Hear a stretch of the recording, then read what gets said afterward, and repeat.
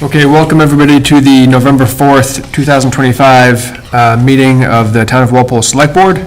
We'll call the meeting to order and begin as we do with the Pledge of Allegiance. If everyone would please stand.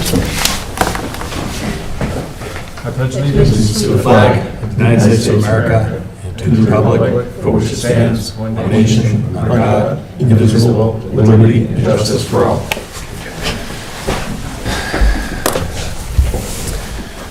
Being that the time is after 7:01, we'll jump right into our listed open forum from the agenda. Is anybody here to speak in open forum? Being that there is none, we'll continue on to new business. First item under new business is a discussion and vote on the fiscal year 27 salary schedule, and let the record show that this is the first time we've had fiscal year 27 written in an agenda. Jim, you want to update Sure. us? So just, I'd love to ask our new HR director, Sarah Burton, to come up, and as she's making her way up, just kind of introduce this item. Each year, we consider the cost of living adjustments for various non-union employees. This year it covers about 75 employees with the estimated total cost of about $104,000. I thought a lot about this one.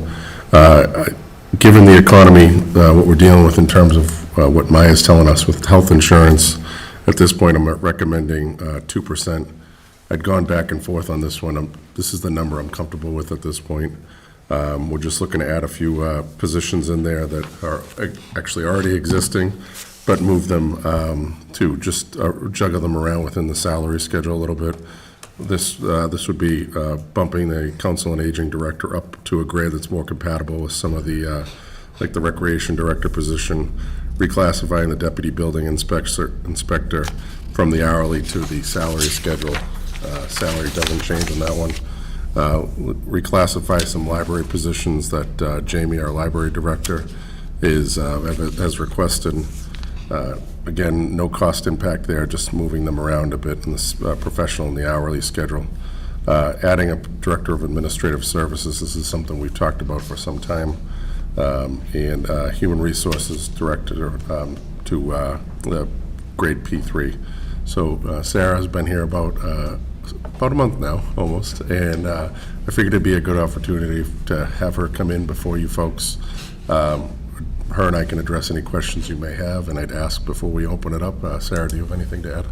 Good evening, and very nice to meet you all. Hi, Sarah. Likewise. See you again, Jim. Very good, yeah. Is there any further comments or questions from the board? I mean, as I reviewed it and Jimmy just took us through it, I think it all makes great sense, and I think the 2% is the right number, given, you know, where we are with the budget process and all that. So I was good with all your recommendations, and yours as well, Sarah. Thank you. Thank you. Great. Well, welcome, Sarah. Good to have you on board. Thank you. Happy to be here. I would hear a motion. A motion to approve the FY27 salary schedule. I'll second that. We have a motion and a second. All those in favor, please say aye. Aye. Aye. 500. Motion passes. Thanks, sir. Thanks, Sarah. Great. Thank you, Sarah. Take care.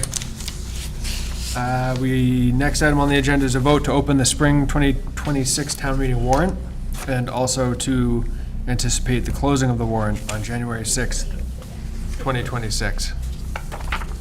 So the only thing I'd have to add on that, as I mentioned last week, we still are at about 8 articles.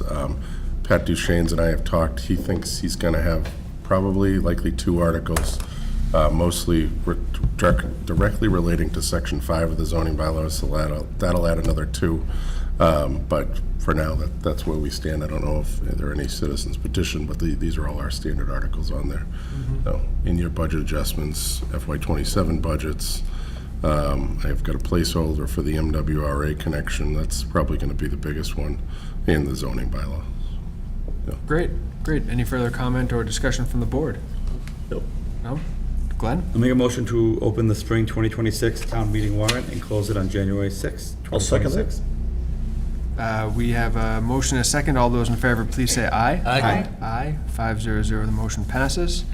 And I would just say, for information purposes, that we can always move the closing date of January 6, 2026, depending on how it goes with the articles. So if anyone has any further questions on that, that will be subject to further consideration. The next item we have is a quick update on the middle school and high school building projects.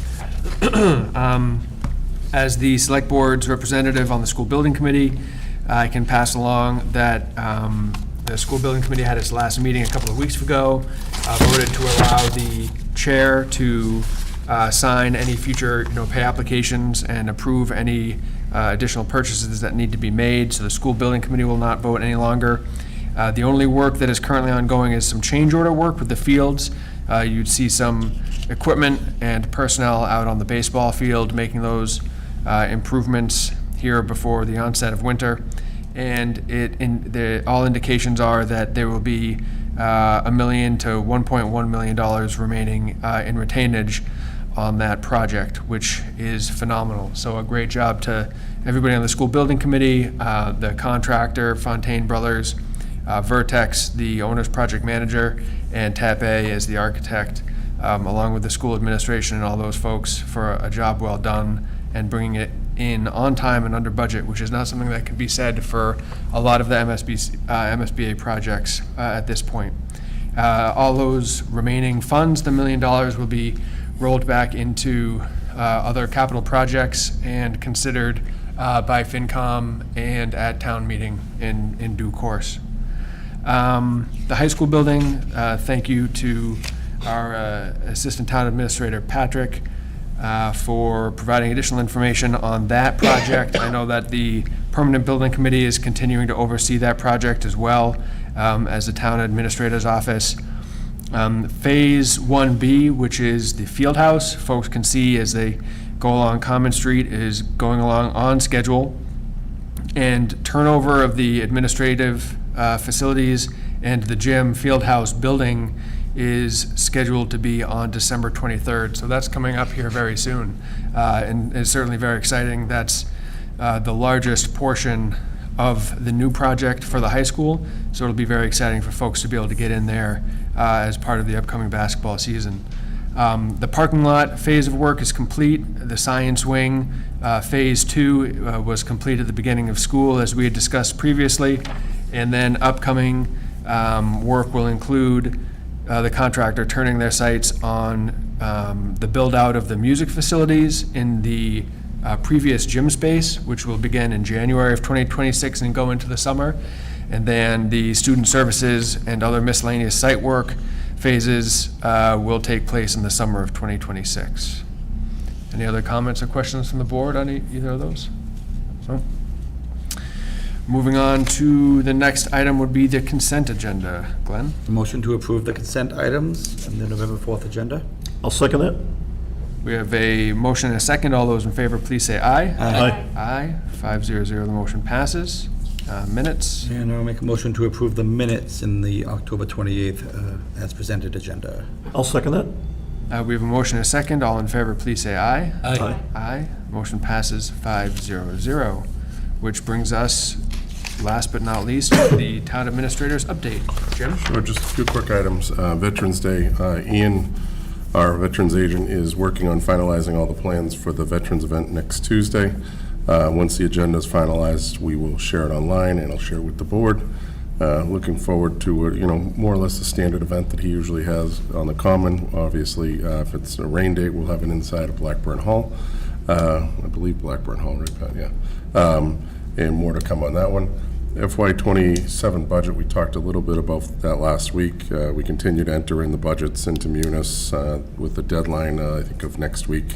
And I'm sure we'll have a couple out there that we'll have to catch up on and make sure they're all entered in.